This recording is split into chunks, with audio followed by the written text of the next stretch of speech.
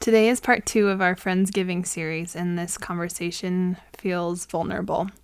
This wasn't an episode I was anticipating being one of my first, but I felt strongly that I needed to have this conversation because how we navigate relationships is so tied in with how we fill the measure of our creation. Our world is pretty divisive right now on so many levels, and I think one of the most painful and personal levels for members of the church is watching loved ones leave the church.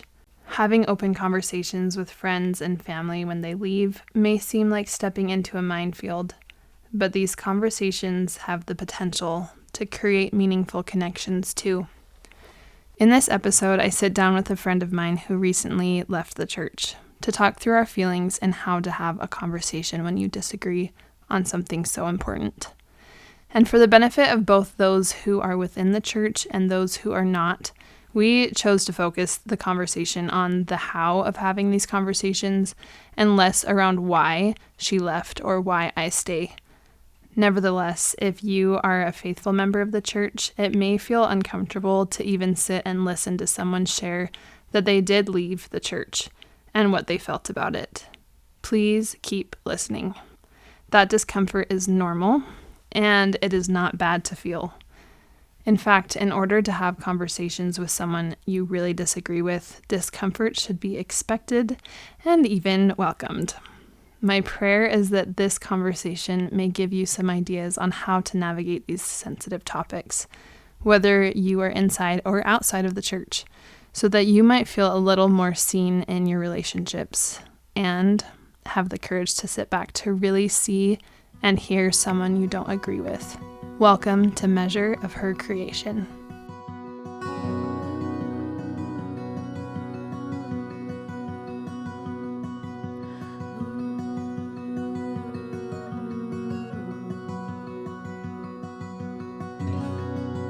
So I'm really excited to sit down with you, Carly, and have this conversation. I'm going to be so honest.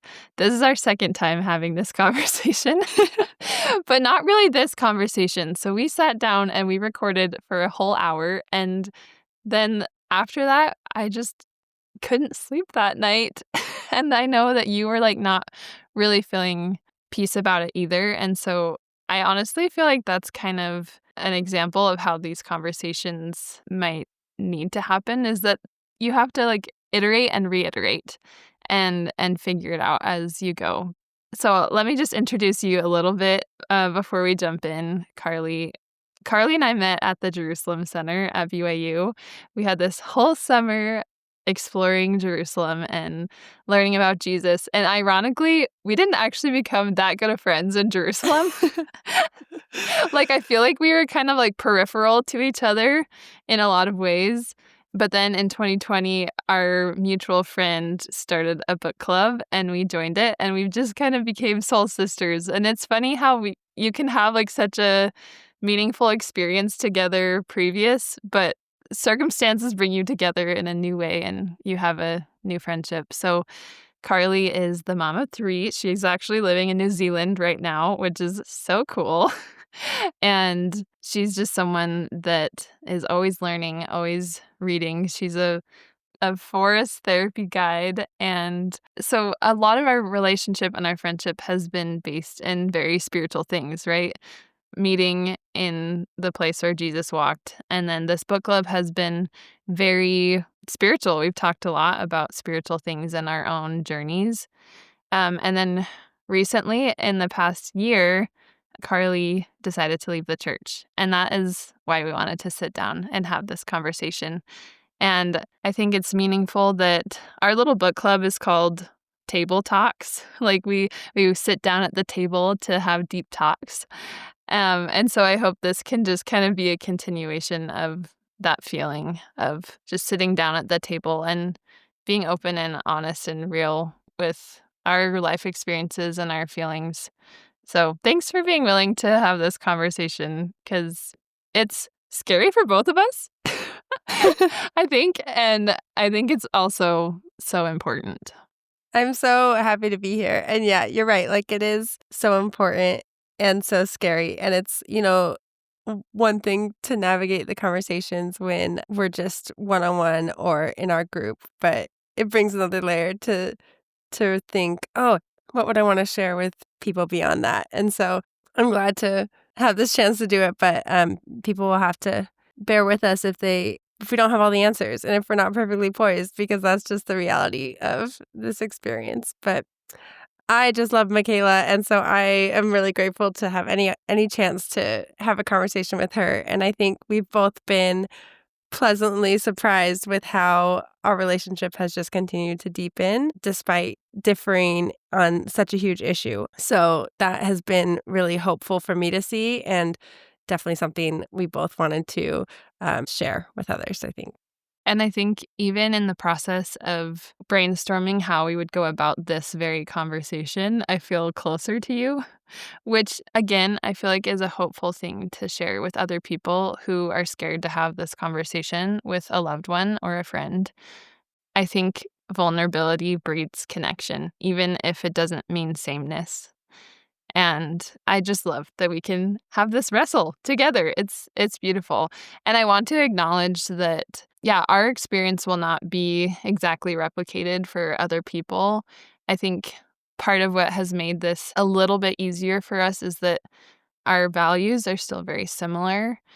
So you haven't done a huge 180 in terms of your lifestyle necessarily, which has made it a little bit easier.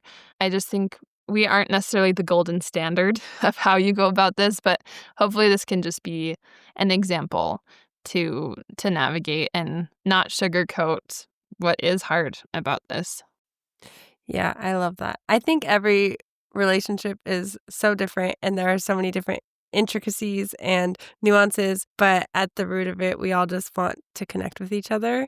And so I think there are also some commonalities that can apply to just humanity in general of how can we be better at connecting with our fellow humans? So tell me about your experience. It's only been about a year that you chose to leave the church. What was that like? And I want you to be as open and honest as possible in sharing Okay. that. I'm happy to share. Thanks for asking. Yeah, it was May of last year when I came across some information that caused me to change my beliefs regarding the core truth claims of the church. And up to that point, I was what you would call all in, like both feet in, no turning back. Missionary, institute Yeah. teacher, temple worker, all the things. I was doing all the things, and I loved the gospel. I really, really believed in its core teachings. And just like anything, there were things that, I didn't think were perfect per se, but I also really believed it was an ongoing restoration. And overall, I was stoked about the church. So was my husband. And that's why it was so shocking when I ended up reading what I did. Essentially, my husband and I decided to dive in, and we let ourselves explore it in a way we hadn't before, because we both decided we really, really need to know. And we both came to the same conclusion, which doesn't always happen, but for us it did. And I think that helped my process go a lot smoother also, because I had someone alongside of me in my home who I could dump all my feelings on and vent to, and I didn't have to necessarily bring that to my LDS friends. And I could process the experience in an unfiltered way. But we both decided that because we no longer believed the core truth claims of the church, we didn't want to continue in it in any capacity, basically. We didn't feel like we could with integrity. And so we went from all in to all out in 2 or 3 days. So when I think about my initial feelings at that time, there's just this sense of shock and grief. I just walked around the house crying for 2 or 3 days. And I Yeah. remember, I just remember feeling oh my gosh, am I ever going to be happy again? Being so, I felt some betrayal, but mostly it was just shock and grief. But I remember the day after we officially decided we were leaving, my 1-year-old daughter at the time woke up from a nap, and I turned on the light and she just had the biggest smile on her face, and she was just so full of joy. And I just felt like it was God telling me, like, there's joy. Like, you don't have to worry. And I just could not believe that she could be so happy and that I was still seeing something joyful. That's how strongly I believed that, like, I would never be able to be happy without the church. You know what I mean? And so the grief started to subside and I was able to move into additional feelings. I started to feel immense gratitude for what I had read, and I felt a desire to share what I learned. It's that missionary spirit. Suddenly, yes. Want to share with all? Yes, and but I also obviously like wanted to be sensitive and was like, wow, I wouldn't necessarily respond well to someone coming to me wanting to share this. I don't want to be disrespectful to my loved ones. Like all of my closest relationships at that time were active members of the church, and I didn't want to lose those. And so I felt a lot of fear for that realm of my life. And I also knew like my choice would likely be misunderstood or potentially judged. And that made me nervous. And then in general, I just had some uncertainty about the future because I felt like suddenly I was on this path that had not been trod before. And I had this blueprint for my life and my kids' lives that was suddenly gone. And so that was scary, but then at the same time it was thrilling, exhilarating to think like, wow, I'm learning and growing. And this is just one step of that, and here we go. Such a mix of emotion. And I actually think a lot of what you were feeling is a lot of what I was feeling too, but maybe in a different way. Like that sense of betrayal. Like you have been such a core person for me in the gospel. And so having you leave was like this, like the rug ripped out from under me a little bit. It was a lot of grief, a lot of fear of what our relationship might look like, or even fear to engage with you in your process because I wasn't sure how it would impact my faith. And so I wasn't sure like how to talk to you about what you were feeling, what you were learning, your decision-making process. And I think that that is maybe common for members of the church. There's like some fear to engage because we're so protective of our faith that we don't wanna have that conversation at all. And so there was, like, some initial wall building and also the grief of, this is a common language we have. This is a common understanding of the world, and now we don't have that. And also, obviously, like, the joy that I do feel in the gospel, the gospel of Jesus Christ is something I was really feeling sad that you wouldn't have anymore, right? So there's, like, a lot to navigate for me too, especially just, like, the initial when I got your text sharing what you were feeling and experiencing. It was a blow, for sure. Yeah, I think we both didn't really know how to proceed, in part because our group was such a safe haven for us to share our faith openly and to feel that faith being buoyed and supported by each other. So understandably, you were probably concerned, like, oh, I'm losing part of my support system potentially. Yeah, no, exactly. Like, I felt like a lot of people were leaving the church around me, so you were, like, part of my safe haven. So that was a huge part of the shock and grief for me, was that my safe haven was changing a little bit. Yeah. And I remember being so sad. Like some of the first tears that actually fell after making the decision were about our book group, just being like, oh my gosh, like these are my people. Am I going to lose this? And I originally sent you guys a message saying like, hey, I'll step back from the group because from the regular meetings, like not from our friendship, obviously, but I was like, oh, I'll step back from these regular meetings because I know it's like a safe place for spiritual discussions and things like that, and I want you guys to have that. But lovingly and surprisingly to me, not because of who you are, but just surprising because of the situation, you all just were like, no, no, like, we're not letting you do that. Don't leave. Not allowed. Yeah, which was really sweet. And I know that was probably a hard decision also, or like, I think the easier choice would have been for us both to retreat to our silos. But I am so grateful that we decided to keep engaging and keep, engaging in the wrestle, because it's brought us all closer to each other and continues to deeply enrich my life.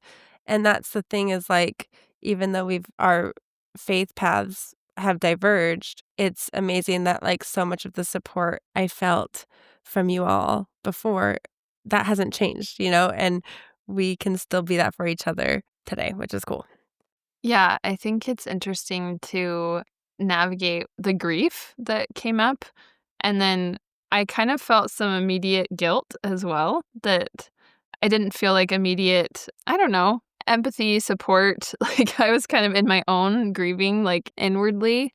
But I think it also led me to this dichotomy that I saw between grief and judgment. Like, I think that we think if we're sad about someone's choice, it means like we don't like them or we judge them or we don't accept that they can make their own choice.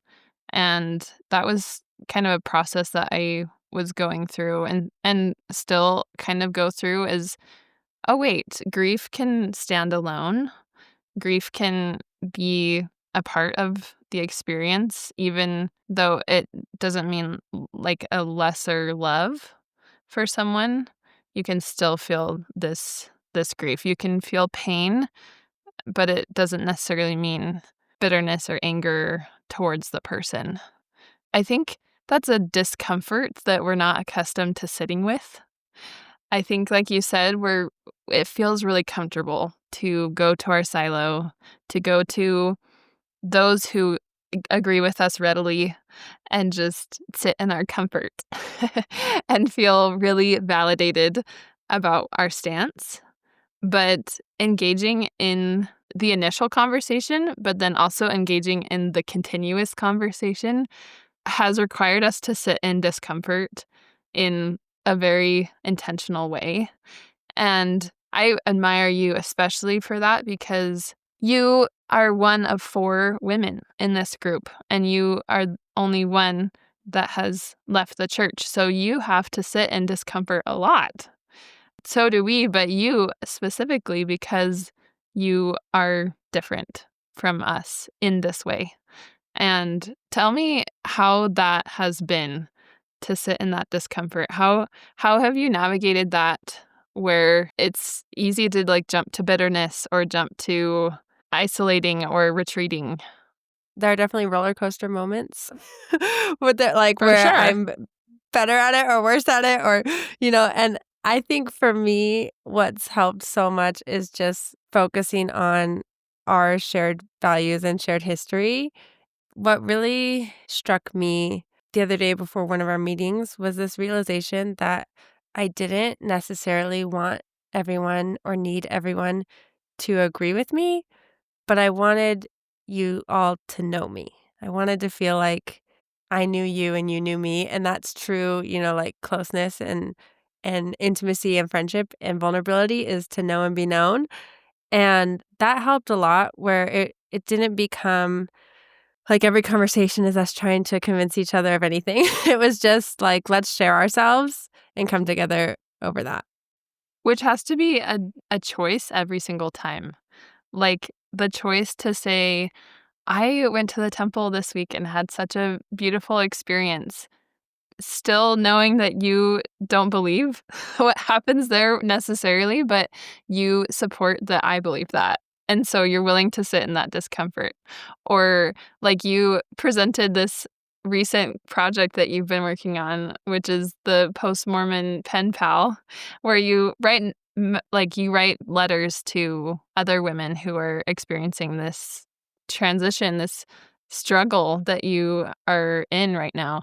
And even though, like, it's sad that we are different, I am so excited and supportive of how you are empathizing with other people. But that's a choice. Like, we both have to choose to say the thing that might be uncomfortable to the other person.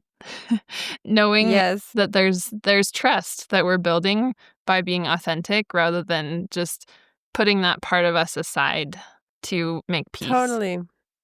Totally. And I was like, it's funny how it can always seem scary beforehand, and then once you actually share, it usually brings you closer. I think because if you genuinely do have an attitude of, "I'm just sharing this because I wanna be known," and not because I'm trying to, like, Proselyte. sneak exactly. The other person can tell. And so I think we know where each other's hearts are, which means we don't have to be so careful about our words or exactly how we say things because we can give each other that benefit of the doubt and we can give each other that grace. And it's such freedom to be able to be in a relationship like that where I still want to be sensitive and you still want to be sensitive, but ultimately, like, each other has always responded well when we've shared these things that might be controversial in other settings or with other people. But I'm just grateful that we are willing to share with each other and take the risk because at least on my end, I feel like it's always been received well. And I think that goes a long way.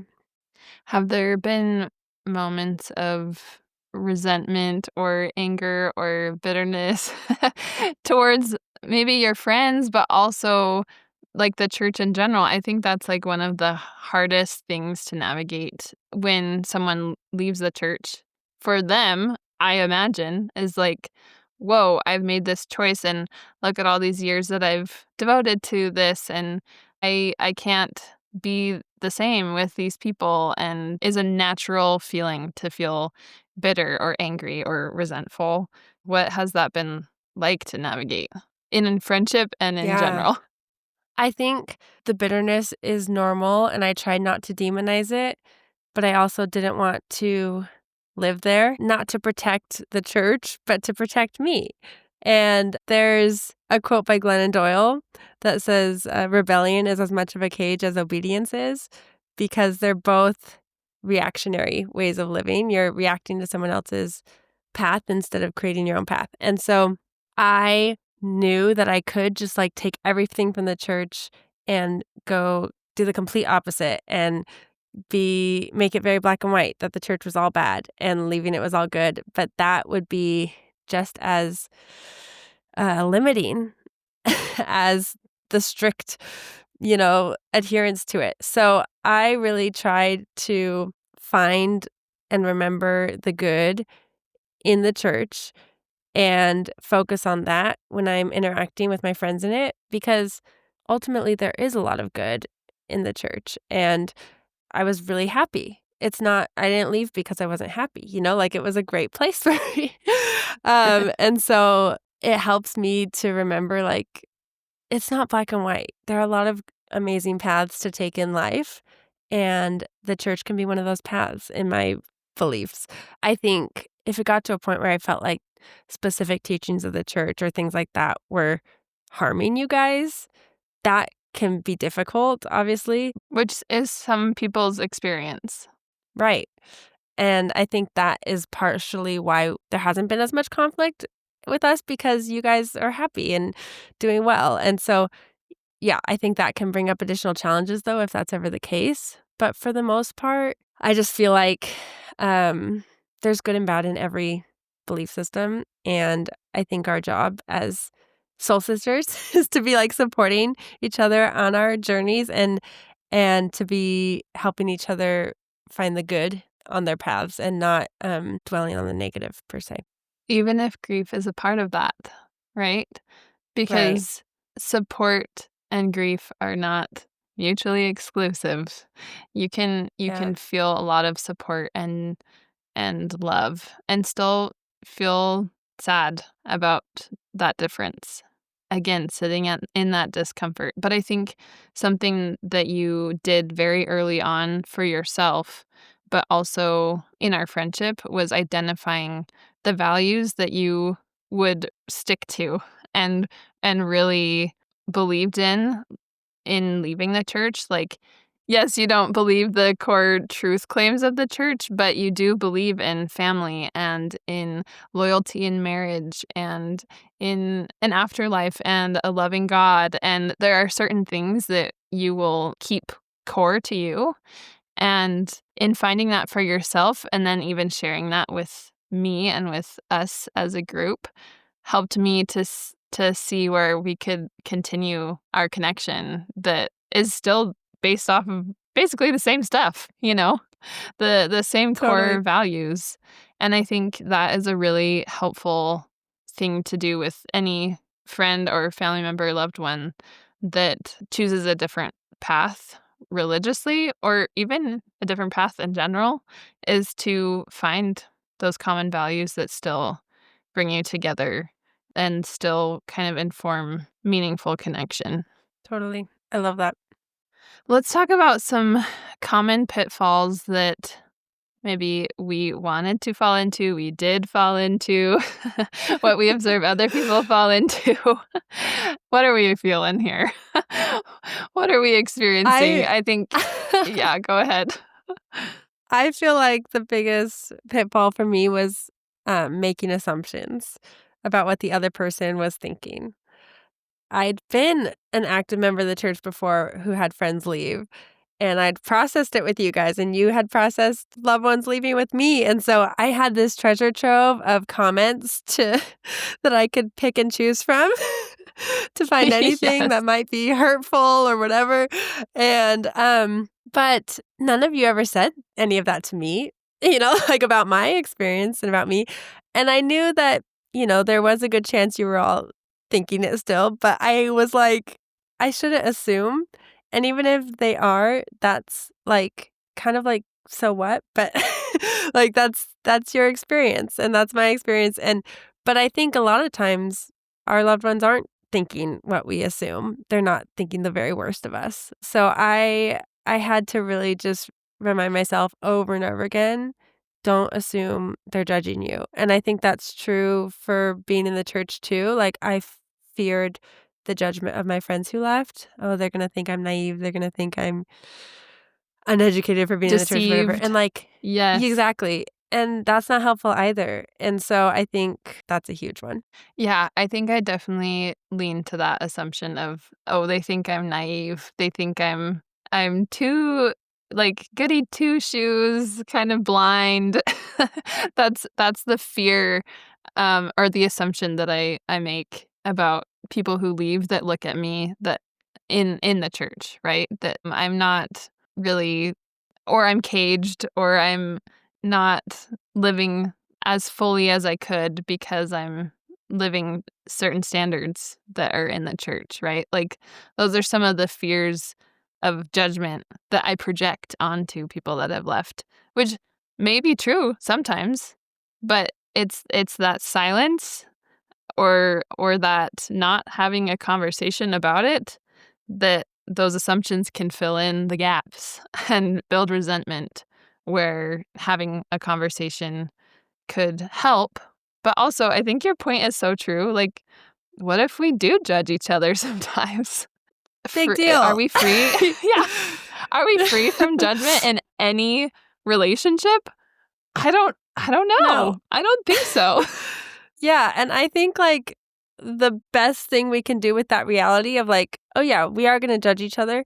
So my thought was, like, so I wanna be judged on what's actually true of me.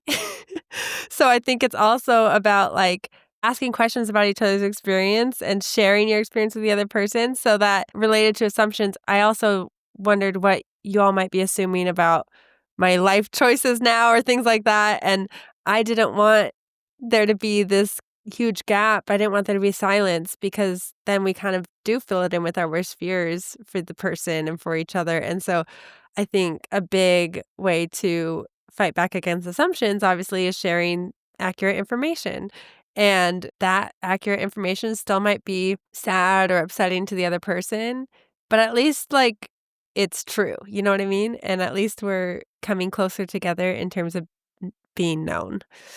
Well, and I wanna clarify, like, that information may not be the specific reasons why you stay in the church or why you leave the church, right? You didn't like Right. information dump onto me about like the things that you read. I think when we asked, you shared a little bit, but I don't think information dumping is necessarily the authenticity that is needed to fill that empty Totally. space, to fill in where assumptions might fill in instead. It's really that emotional information of like all Yeah. that we're feeling, all that we're experiencing, all the fears that are coming up in that relationship. Even just voicing it deflates it I love and that. creates at least opportunity for connection. It's inviting them to the table.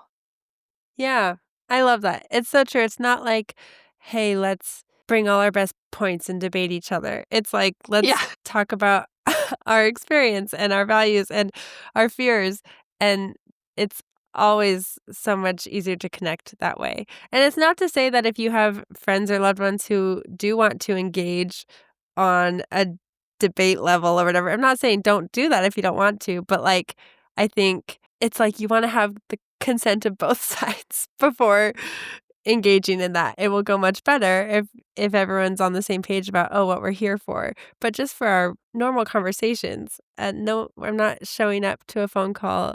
No one's showing up expecting to have, like, a dissertation dropped on in the middle of the table about all the reasons the With other the person is intent. wrong or Yeah, with Yes, the intent it's to prove the other person wrong. That will it's never just go well. yeah, and I think it's disrespectful. Like, of course, we believe that our opinion is the right one. Otherwise, we wouldn't hold that opinion. But it's disrespectful, I feel like, to the agency and the life experience and the souls of other people to attack at will their deeply held beliefs. Like, I just think it's important to remember that. But I think on both sides, obviously, we're missionaries, right? Like, members of the church. Yeah, We do get a lot of messaging. we both care so deeply about the conclusions we've come to, and I don't think there's never a place to share that. But I think what we said earlier is so important that people can tell when it's for the purpose of changing a mind or proselyting versus sharing what we care about, just in a genuine Right, way. right. I think that's so true. So, another common pitfall that people fall into is just retreating and going to their echo chambers. Again, creating that space, that silence between two sides, and then going to your echo chamber just to hear what you want to hear and what feels comfortable. Like, even when you were kind of in your process of going through church history, then I wanted to retreat to like what felt secure and safe to me about church history.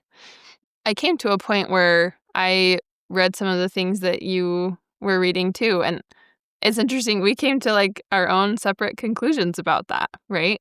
Which Right. might also feel really uncomfortable to have one person read, like, the same thing and leave the church and another person decide to stay. That might feel like, "Oh, how can I respect that decision of the other person?" Right?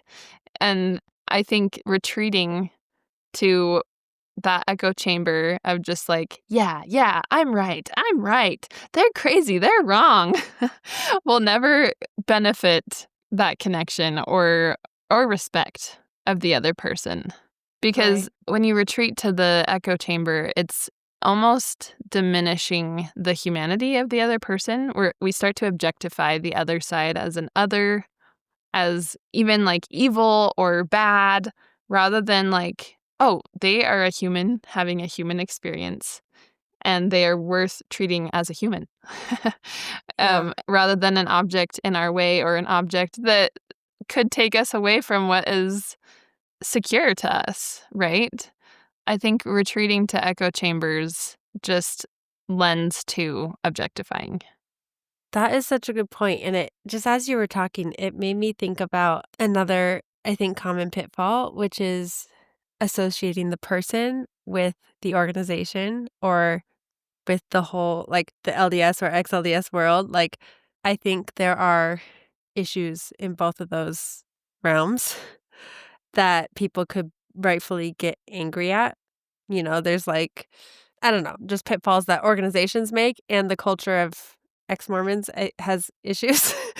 So my point is, though, like, I think some people focus on the mistakes or the weaknesses of the group and then attribute those to the individuals, or each individual becomes, like, the face of that group, and now all your bitterness and resentment that you have about that group is now put on this one person. I remember early on after leaving starting to feel that way, where I saw these issues in the church that upset me, and then to have these 3 really dear friends who are so active in the church and committed to the church, I started to conflate the 2, and nothing bad that any organization does is the individual member's fault, you know what I mean? But it can start to feel that way when you're, like, feeling tribal or whatever, and there's goodness and beauty in each individual, and I don't ever want to conflate the 2, and so I think it works on both sides, but No, but I think the same can happen within the church. We can take all of the members that have left and put them into this box of they're trying to tear down my faith. They're anti, they don't live in a good way. We can attribute any wrong thing that happens to them as like because they've left the faith, which I think is pretty painful for people who have left, that like we assume almost God is punishing them. And obviously, like within the framework of our faith, like we do believe that there is a covenant path and there are like eternal consequences. But to like demonize this whole group rather than realizing like every individual has their own experience and their own relationship with God and their own path that they're really trying to navigate genuinely, not just in like flippantly or, like in a rebellious way towards your own way of life. I think that that can kind of soften how you look at the group as a whole, but especially at individuals who you're close to, like taking the yeah. individual out of the group assumption. I love that, and, like, what you touched on too is, like, believing the other person when they share their experience. Like, if you tell me you're really happy in the church and you're having these profound experiences, I need to believe that. I can't put some narrative on you to make, you know, my life easier. It doesn't work that way. And vice versa, like, I live a really happy life. Like, I feel really joyful. I feel buoyed and supported, like, in my choice. And I think there's still room for members of the church to believe, for example, in, like, an eternal consequence. But this life, for people who leave, might actually be really happy still.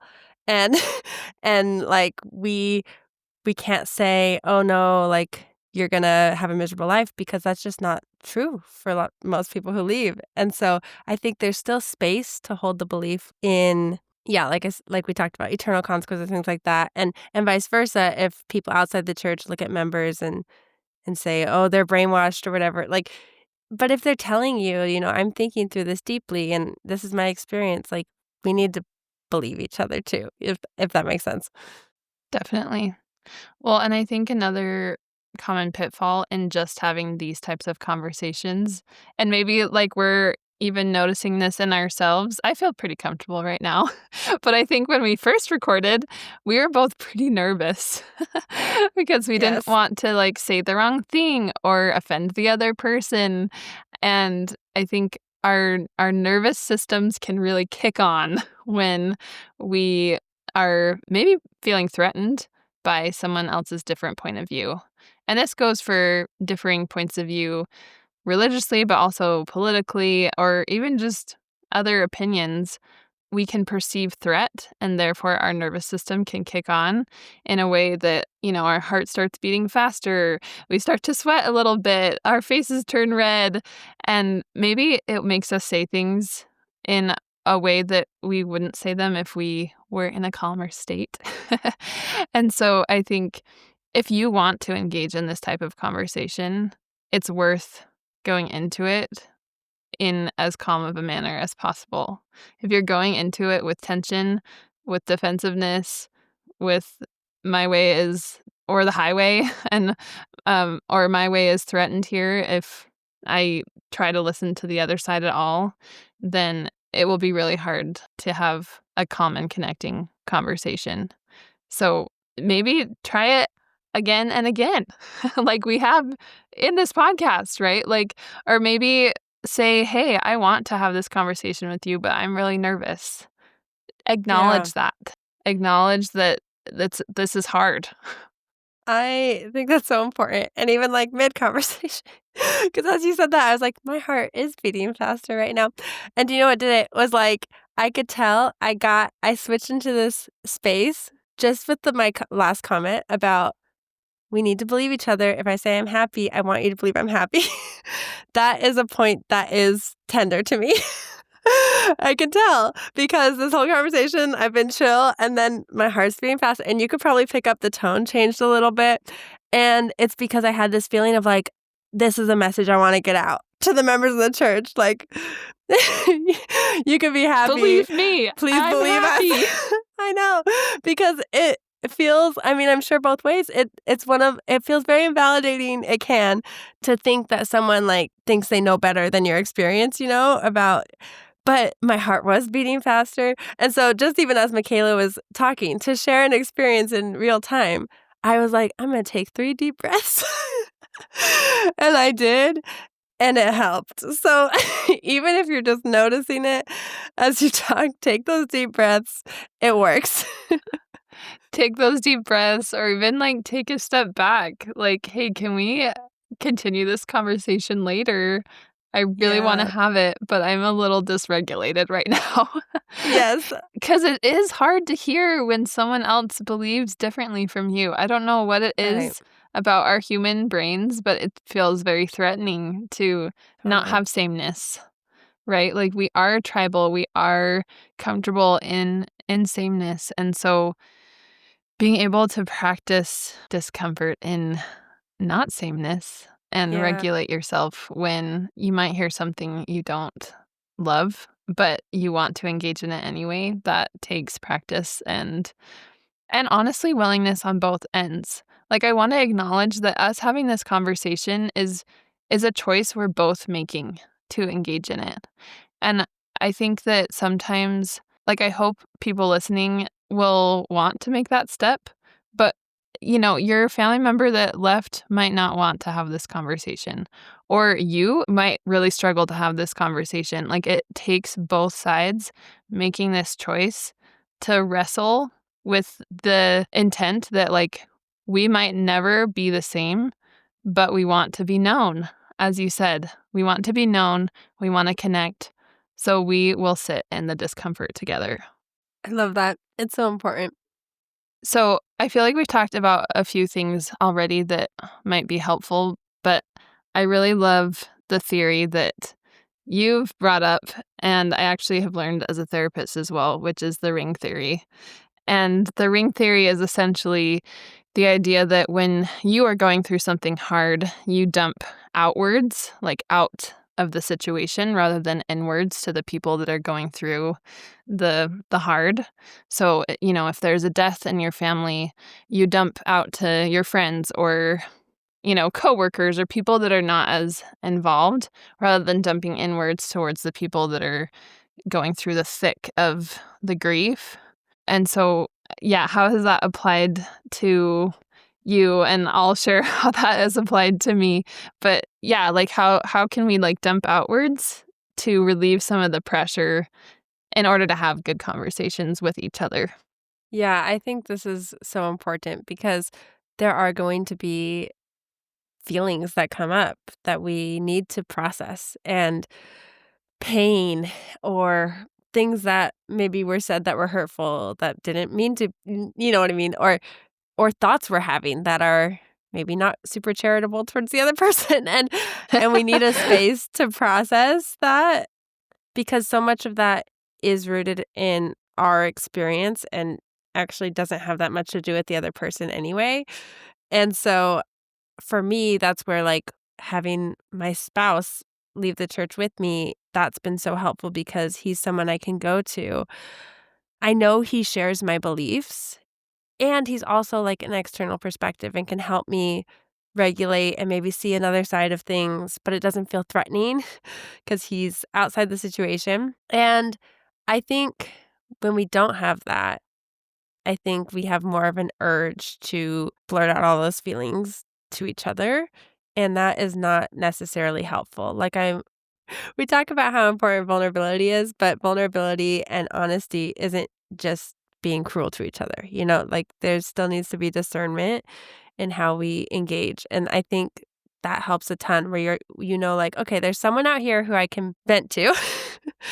And hopefully it's someone who's a thoughtful person and doesn't just like put you down this rabbit hole of anger, but can help you hold your hand through it and help you come out on the other side. But then when you re-engage, I feel like it's much more peaceful and it doesn't have to be this place of high conflict. Yeah, I guess we're kind of saying that, like, going to our echo chambers in balance can be helpful. Yeah. Like, obviously, we can't avoid echo chambers because we seek sameness and we connect with people that have our similar, beliefs and values. It's But really I valuable. think it is valuable. I don't think that we always have to seek people that are intensely different from us to be good people, Like, I think it's Right. really natural to seek sameness. But I think where we want to retreat to echo chambers, instead, let's reframe it as, okay, I want to dump outwards so that I can show up inwards in a more genuine, regulated, curious, open way. And so, yeah, I think like I really felt like I needed to process this shock and grief as well. Like I needed to talk to some other friends or like talk to my parents and counsel with them. Like, how do I deal with this? How do I go about these conversations? Or like how can I even just accept this choice that is hard. That is hard. But as I processed outward, then I felt like I could show up in a more genuine way for you. And then vice versa. I think we both could kind of share openly and not feel like having any conversation was like the end all be all with each other, but we can just share what felt important to share with each other, to be open and honest. As we've been having this conversation, something I've noticed that can complicate the conversation is I realize that we're both experiencing intense grief, but to the other person, the view is like, your grief doesn't have to happen. So it's hard to comfort each other. So like if I share, like I cried for days after leaving the church. From your perspective, you're probably like, man, like you don't have to leave. Like Just you don't don't do have to it. be, just don't leave. And then when you share grief about like me leaving the church and it feeling like, oh, I lost all these things, in my mind, I'm like, well, the church isn't true, so you don't have to be sad, which is harsh. Like I Yeah. wouldn't, but you know what I mean? Like our perspectives are like, oh, it's actually like fine. It's almost like we can unintentionally invalidate each other's griefs or each other's grief because we're like, well, if you You knew don't the have truth to of the feel church, that. exactly, or if you knew the truth that it's not true or whatever, like, then you wouldn't have to feel so sad. And so I think that's Yeah. complicated too, because it's crazy how we could be feeling the same emotion, but it can still feel like a wall almost instead of connecting. And if we could find ways to like just connect over the emotion and not necessarily the content or the betrayal. Like, I just thought it was so interesting that when we wrote out our initial feelings, our first three feelings were the exact same: shock, grief, and betrayal, but applied to But then we different could have just things. yeah, we could have just not connected over that at all because we were feeling it almost towards each other. It could have demonized the other person. But it just goes to show, like, how unoriginal we are. Sorry, just We like us all humans, just we're feel the just same unoriginal. feelings. I We all know, it's just feel like the we're same all feelings. And if we can isolate the feeling, even though the content might be threatening or feel scary to look at, if we isolate the feeling and empathize with that feeling, that's where it can be meaningful and connecting. And the conversation just flows so much better because now all of a sudden we're just, like, humans talking about human values, and it helps you see, like, okay, yeah, that's why they feel that way about that issue, but it gets it to a deeper level versus just staying on the surface of, like, these are the talking points we disagree about. Yeah, I feel like it's kind of rare to be put in a situation where you have to sit and hear someone else's beliefs that are not yours and sit in that and then really work to connect into the value of it rather than Yeah. just immediately thinking to respond. Like, I think that's where I've found value in being a therapist is that I often sit in conversations and think like, "Whoa, I really don't agree with you right now." But my job is not to disagree. My job is to listen and Yeah. maybe ask questions or get curious. But it has really given me a lot of practice in sitting in discomfort and just empathizing with something I really don't agree with or have never experienced. And I think that that is something we need to practice in our That is really cool. relationships. Yeah, I think that's so important. I wish that there was some magical conclusion to this conversation, but I think that's actually kind of the point. There's no wrapping it up with a bow. There's no, well, now friendship is actually super easy for us because we've come to this great conclusion of, we see eye to eye on this, so it's fine if we are in different boats religiously. Like, I think as we've learned in having this conversation and in talking about how to have this conversation, we're just realizing that, like, this is ongoing and this is something we have to navigate over and over again and choose to sit in together. And so I'm grateful that you have been willing to be in the wrestle with me and It's the and best. share what's hard.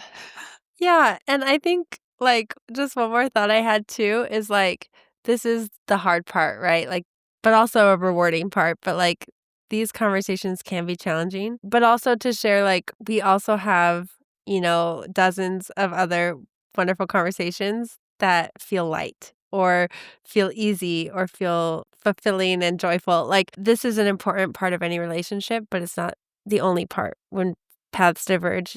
And just to share hope that it can still be a huge blessing in your life to keep these relationships. When I left the church, I was, like, bombarded with stories of how relationships had just dissolved overnight for people with their loved ones in the church, and it was so depressing and such a sad outlook to think, is that Yeah. what it's gonna be like? Or lots of stories of how torturous these conversations or relationships can be, but I think if anything, what I wanna share is, like, that actually doesn't have to be the case, and every relationship is different, but there are many people with whom, like, a really happy, joyful relationship can exist and will exist even when beliefs are different.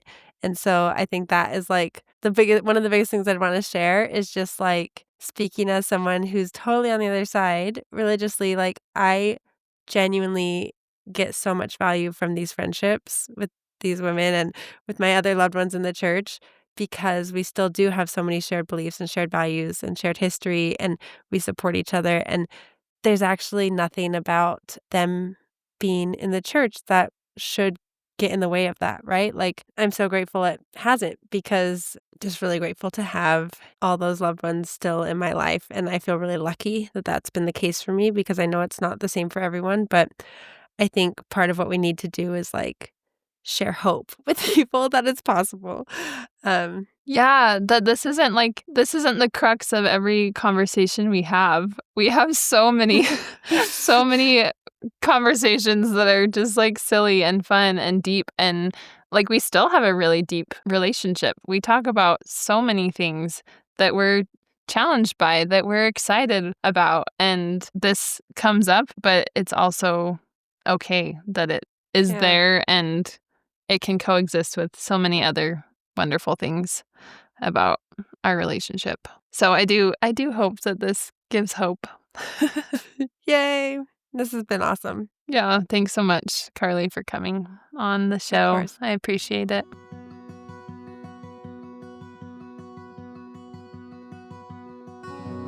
If you enjoyed this episode, please consider sharing it with a friend. Maybe even a friend you want to have a hard conversation with, but you are scared to.